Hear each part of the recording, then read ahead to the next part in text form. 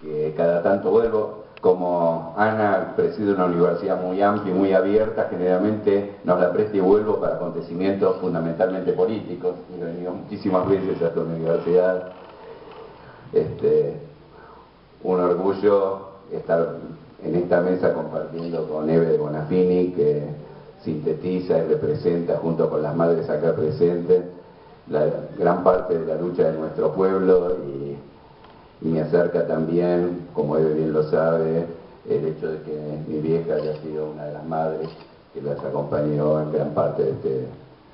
de su historia. Con Alem, que compartimos una trayectoria juntos cuando él empezaba como subsecretario de Derechos Humanos y yo en ese momento era secretario de Derechos Humanos en la provincia de Buenos Aires. Y acá el compañero que conozco a varios compañeros que han integrado el Frente de Discapacitados Peronistas, entre otros Gilberto Renkel, que es un amigo, y del compañero que él contaba que cuando lo torturaban lo hacían volar y le decían Cortito, que tiene un trágico final, pero que tiene una hija recuperada, y eso también es importante relatarlo. También su compañera está desaparecida. En fin, aquí estamos, y yo quería en principio, como bien lo planteó el compañero, iniciar rindiendo un homenaje en esta fecha a las compañeras y compañeros de mi generación que lucharon y dieron la vida para construir una sociedad más justa. Me parece que ese es el mejor homenaje, y el mejor homenaje también para ellos es poder estar aquí en esta universidad y poder haber transitado estos últimos 12 años de la historia argentina, porque yo siempre me planteo que es cierto, hablando del tema de la justicia y de los juicios y de los abogados, que son importantes los juicios, pero más importante como homenaje a todos aquellos que lucharon y luchamos es construir la sociedad más justa por la que lucharon. Me parece que ese es el mejor homenaje, y estos 12 años los estuvimos homenajeando y los tenemos que seguir homenajeando. Recordamos estos 40 años del golpe de Estado, 24 de marzo, con una paradoja de la historia, pensaba yo. La paradoja de la historia, un poco como planteaba el compañero cuando hizo la presentación, es que necesitaron hace 40 años un golpe de Estado para disciplinar a nuestro pueblo, para disciplinar a la clase trabajadora, para disciplinar a una generación política, para implantar un régimen oligárquico y minoritario, para entregar el país, para endeudarlo, para destruir sus empresas, sus industrias, sus trabajadores. Y 40 años después, un gobierno con el mismo perfil ideológico, con el mismo proyecto económico, con los CEOs de esas empresas conduciendo este país, llegó al gobierno a través de las urnas. Pero llegó al gobierno a través de las urnas con el objetivo de disciplinar, de excluir y de construir una sociedad minoritaria, una sociedad para pocos, una sociedad sin trabajo, sin inclusión, sin ascenso social. Me parece que esa es una reflexión que tenemos que hacer cuando decimos cuál fue el sentido del golpe en su momento. El sentido del golpe y el sentido del terror fue disciplinar a una sociedad que venía de años y años de la construcción de una sociedad más justa. Y el sentido de estas primeras medidas de este gobierno también es disciplinar esa sociedad, con los despidos, con la ley esta de emergencia de seguridad, con la amenaza con respecto a las movilizaciones, vienen a disciplinar a esta sociedad para llevar adelante una política similar a esas, habiendo ya, obviamente, no haciendo de esto un genocidio político, pero corriendo el riesgo sí de que hagamos un genocidio social, como muchas veces ha de ser el capitalismo,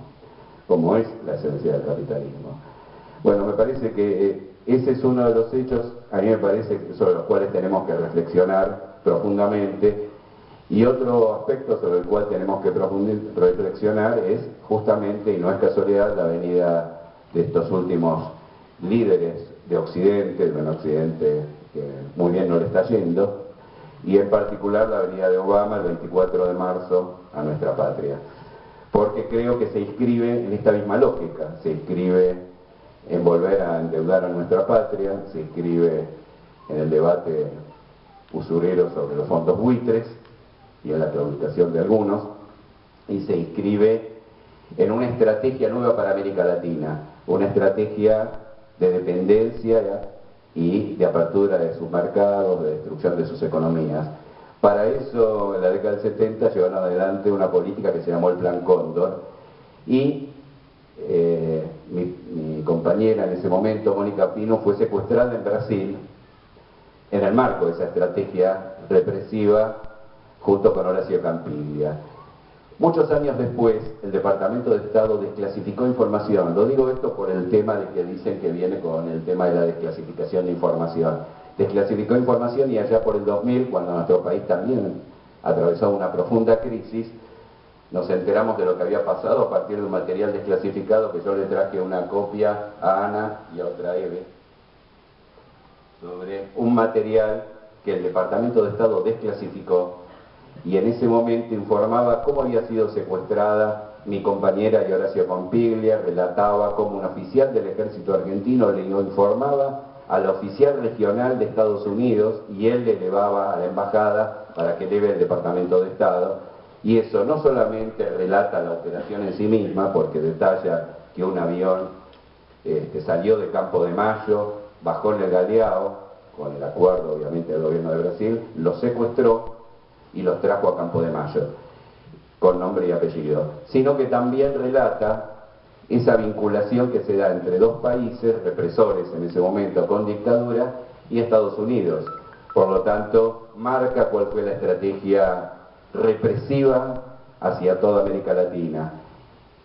y lo hace en material desclasificado. Así que la desclasificación es una política periódica que se da en Estados Unidos, con algunas tachaduras, como van a ver ellos, porque siempre te lo dan con tachaduras para que todo no lo sepa.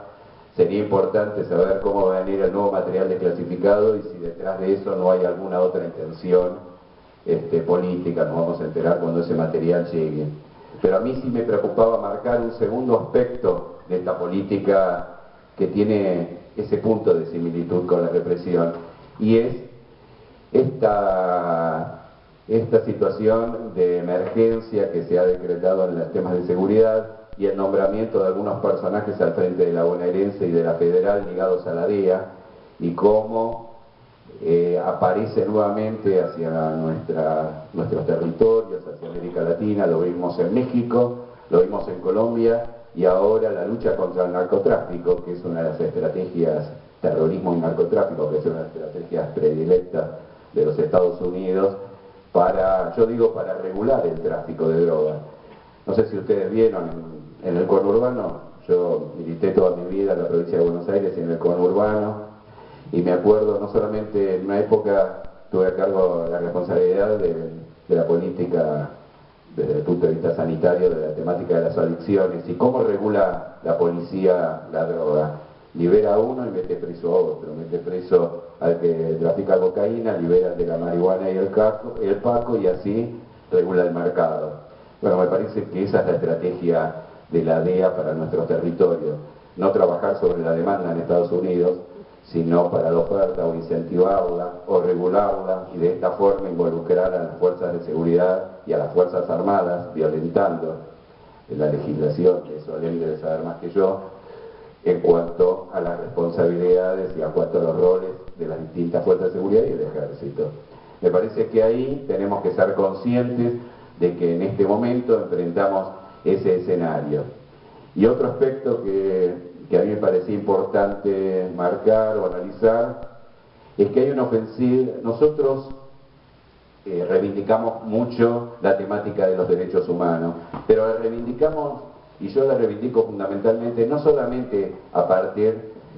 de la lucha de Eve, de las madres, de los organismos, de los juicios, de la legitimidad de esa lucha, sino también los derechos de nuestro pueblo, los derechos que mucho tiempo le dijimos la justicia social, los derechos de los trabajadores, los derechos de nuestros pibes, los derechos a la salud, a la educación, a la vivienda,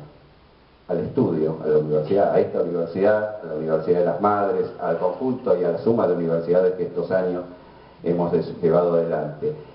Pero gran parte de esos derechos se consiguieron gracias a que tuvimos un ejecutivo que fue por delante de nuestro pueblo, a diferencia de lo que fue la lucha por los derechos humanos de las madres y de la historia, probablemente nuestro pueblo trabajador, que primero hubo lucha y después el Estado la legitimó. Estos años se produjo un proceso inverso y hoy vienen por esos derechos. Entonces es una experiencia importante saber que por los derechos hay que luchar, por los derechos no son regalos, no son dones naturales, son construcciones sociales, son luchas. Y yo creo que esto también es importante remarcarlo, y ahí sí tomo el ejemplo de las madres, de lo que fue la lucha por los derechos. Y viene un momento complejo, reitero, difícil de nuestra historia, seguramente, bueno, Ana lo sabrá, van a venir por los presupuestos de nuestras universidades, en la cual la mayoría vienen de hogares, en la cual la primera vez que ingresan a una universidad pública, a una universidad. Y con seguridad que van a venir, ya lo dijo el actual presidente, muy buenas las universidades, pero hay mucha militancia, ahí ya lo planteó. Entonces, evidentemente, vienen por el trabajo,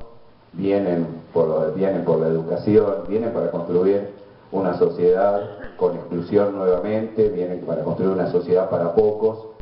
y lo hacen con una estrategia no solamente local, sino una estrategia regional. Me parece que es importante tomar conciencia a 40 años de esta situación, asumir conscientemente esto, entender que son buenas las plazas, pero es bueno también acompañar a aquellos que luchan, a aquellos que son encarcelados, como el caso de Milagro Sala en este momento, y tener un compromiso que es el mejor compromiso que nosotros podemos tener con los compañeros, como planteaba Alejandro, con los compañeros que hoy no están, o con todos nosotros, que de una u otra forma luchamos para construir una sociedad más justa. El mejor homenaje es luchar por los derechos que nos quieren conculcar, pero a la vez capacitarnos y prepararnos para volver y para construir y seguir construyendo una sociedad más justa, una sociedad con derechos para todos y todas. Nada.